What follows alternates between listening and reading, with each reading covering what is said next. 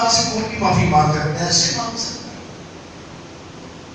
خدا اپنے قوانین کو خود پورا کرتا ہے، وہ اپنی شریعت کو خود پورا کرتا ہے، اور جب اس نے شریعت بھیجی تو اس نے قانون بھیجے، اور جب لوگوں نے قانونوں کو رد کیا تو شریعت کے سبب سے انہوں نے کیا ملی؟ سزا ملی۔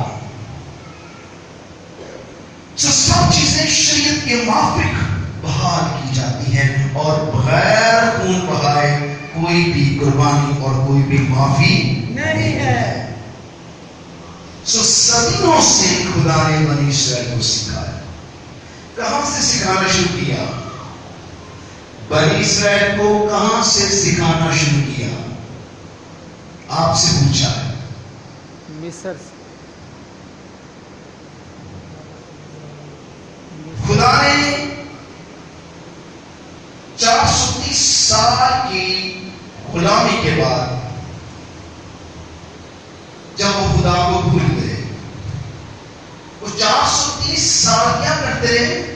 غلامی میں کیا کرتے رہے؟ کھانا بناتے رہے، اینٹیں بناتے رہے، توڑی کوستے رہے، اور جوتیاں اٹھاتے رہے، گالیاں کھاتے رہے، اور روٹی کھاتے رہے۔ اس کے سوا 430 سال انہوں نے کچھ نہیں کیا۔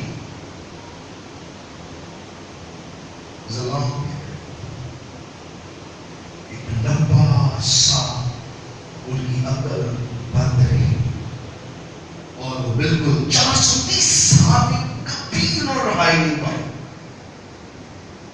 کبھی ان کے لیے چھٹکارے کا کوئی انتظام نہ ہوا، بلکہ وہ اور نسل در نسل غلام بنتے گئے، یہاں تک ان کی بیٹیاں لونڈیاں بنتی تھی اور ان کے بیٹے غلام بنتے تھے، کیونکہ گناہ زمین پر ایسا زور تھا، وہ خدا کی قوم کو، خدا کے بیٹے اور بیٹیوں کو بھی غلامی میں لے گیا۔ اس وقت سے گناہ کا بڑا زور ہے، اور آج بھی گناہ بڑا زورآور ہے، کیونکہ آج گناہ زیادہ زورآور ہے۔ پر خدا ایک بڑے منصوبے کے تحت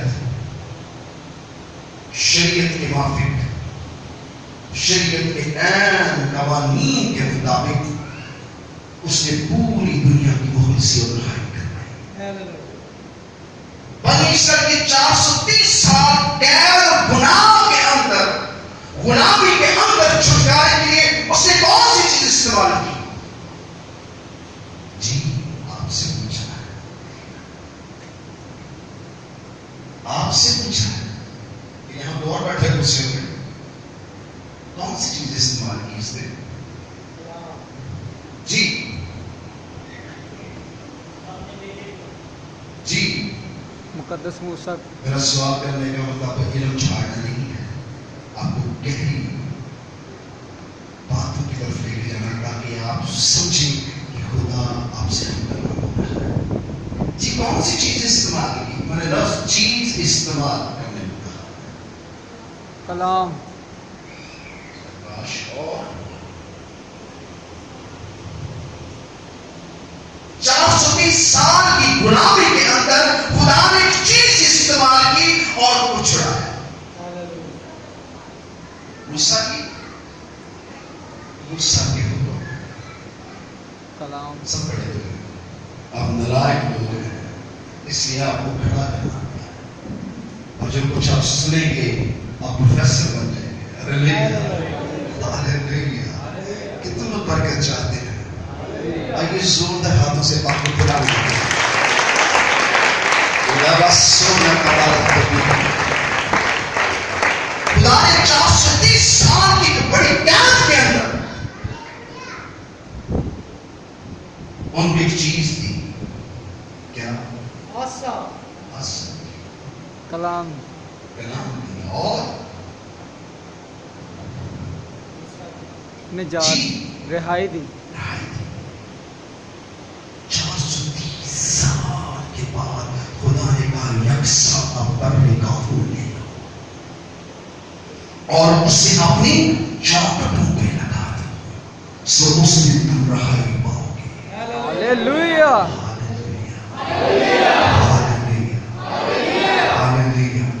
اور جن گھروں میں تم ہوگے وہاں موت داخل نہ ہوگی، کیونکہ تمہارے چوکھٹوں پر میں اپنے بیٹے کو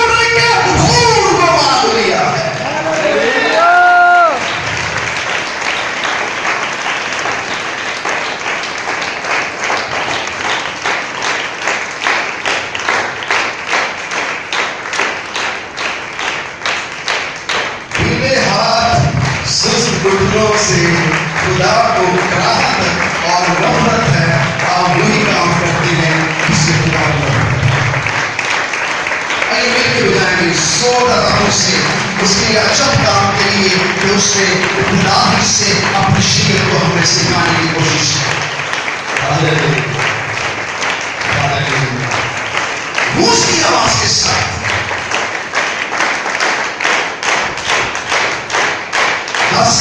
साहस के साथ आओ जिंदा खुदा की इबादत करें और उसके नाम को इज्जत और जलाल बख्शें।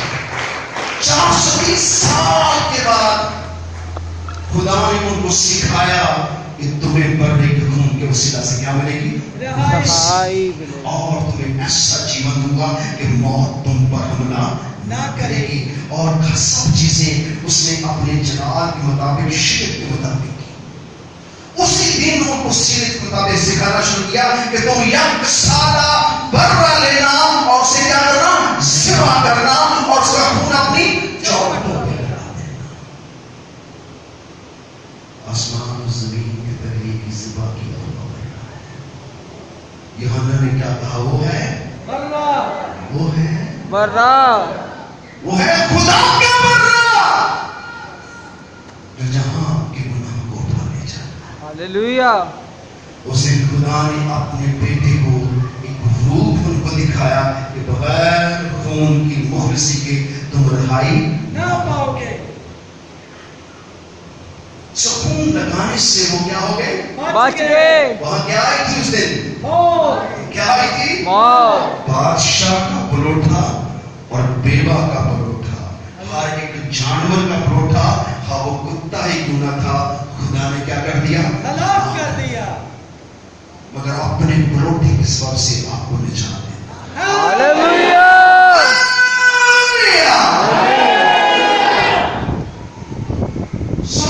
बड़े बर्रे ने जिसने दुनिया का, जहान का गुनाह मिटा दिया। जब अपने बाप के बातों की तकमील करता है तो बनी इस्राइल पर उसको ज़ाहिर करता है। और बनी इस्राइल जब उस बर्रे का खून अपनी चौखटों पर लगाते हैं तो वो खुदा के कलाम पर अमल करते हैं। हालेलुया। आजकल आज्ञा भी हम गाते हैं, खून लगाने से तू बच जाए, मौत का फरिश्ता, पर वो नहीं जानते थे। वो 430 साल के बाद खुदा जब उनको मिला तो खुदा ने सबसे पहले उन्हें मौत से छुड़ाया। उन्हें बताया कि तुम खून लगाने से मौत पर फतह पाओगे और मौत तुम्हारे फाटकों में दाखिल ना होगी। अब वो तो बर्रे का खून था, एक जानवर का खून था। अगर उसमें इतनी पावर है कि वहां मौत का फरिश्ता नहीं दाखिल हो सकता तो फिर खुदा के बर्रे के खून की पावर क्या होगी? हालेलुया। सोचिए, कभी आपने इस्माइल इतने दर्द होने, इतने दर्द होने, लहू तो लगा के देखें। हालेलुया। आप कहते हैं तेल पानी है, पास्टर ने मसला किया, उनको भी खुदा ने सिखाया। इसने कहा जब तुम, इसने सबसे पहले मौजज़ा की पानी को मैं बदला था। सबसे बड़ा मौजज़ा यही है कि हमारी दुआ से तेल और पानी लहू बनता है। हालेलुया। कोई बुजुर्ग रिश्ता शख्स ले आए और एक साथ बड़ा कड़ाक पड़ने वाला बंदा ले मस्सा करके दोनों को तेल पानी दिया जाएगा तो बुजुर्ग था कि ये लहू है, ये क्या है? लहू है। और साथ वाला क्या कहेगा? तो पानी है। क्योंकि आप इधर से नहीं, खुदा रूह है। खुदा क्या है? रूह है। दुश्मन अब्लीस खुदा को पहचानता है पर बशर खुदा को नहीं पहचानता क्योंकि हमारे अंदर सदियों से गुनाह हुकूमत करता है। सो खुदा ने अपने बेटे को जब भेजा और उनको सिखाया कि यकसा बर्रे का खून लेकर तुम अपनी चौखटों पे लगाना और वो दिन तुम्हारा मिस्र में आखिरी दिन होगा और सुबह का सूरज तुम्हारे लिए रिहाई का दिन। कितने सालों बाद? 430 साल के बाद वो मिस्र की गुलामी से उन्होंने कदम निकाला। Hallelujah, hallelujah, hallelujah, hallelujah, hallelujah.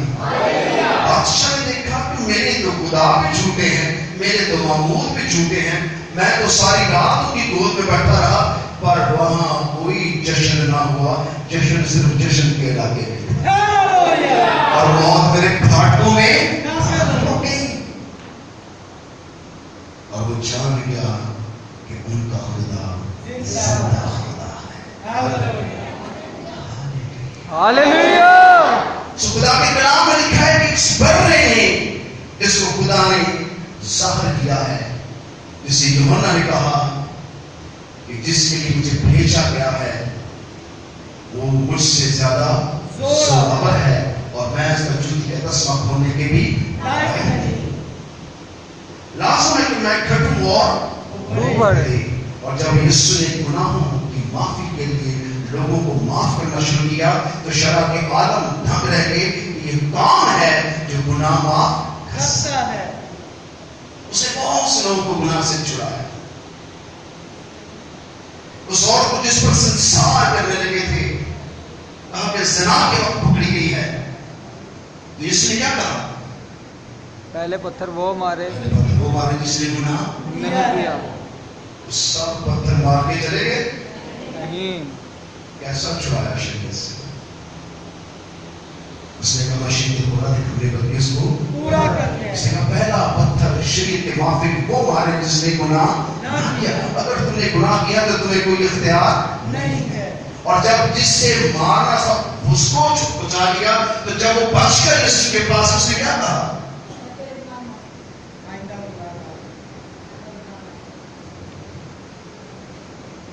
اس نے کسی نے تجھ پر پتھر نہیں اٹھایا؟ اس نے کہا نہیں۔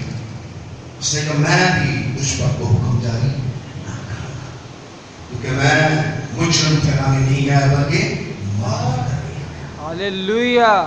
سو اس نے اور اس کو کیا کہا؟ جب تیری گناہ معاف اور آئندہ گناہ نہ کرنا۔ سو بہت حیران ہوتے تھے جب یسوع کسی کے گناہ معاف کرے۔ جب اس شخص کو جس کو کھنڈونے کے ساتھ باندھ کر چھت ادھیڑ کر یسوع کے پاس اتارا گیا تو وہ پوری طرح پیرالائز تھا، اس کے ہاتھ پاؤں ٹیڑھے تھے اور وہ مدت سے اس چارپائی پہ لیٹا ہوا تھا جسے باندھ کر اس کے سامنے اتارا گیا۔ تو یسوع نے اسے کیا کہا؟ یسوع نے اسے کیا کہا؟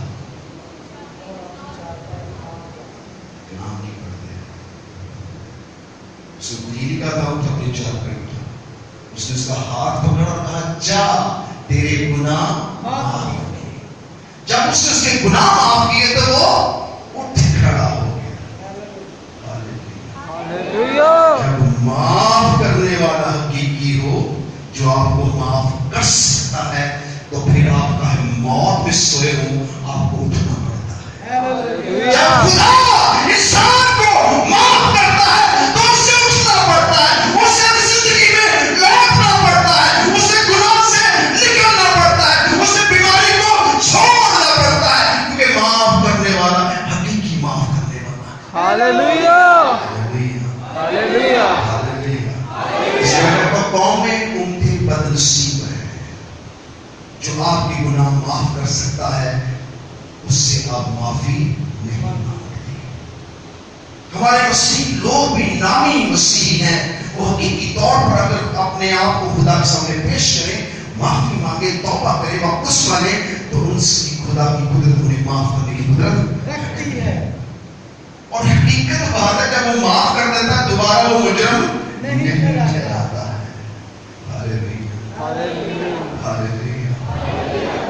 ایسا نہیں کہ ایک دفعہ معافی مانگنے کے بعد دوبارہ غلطی آپ سے خدا کو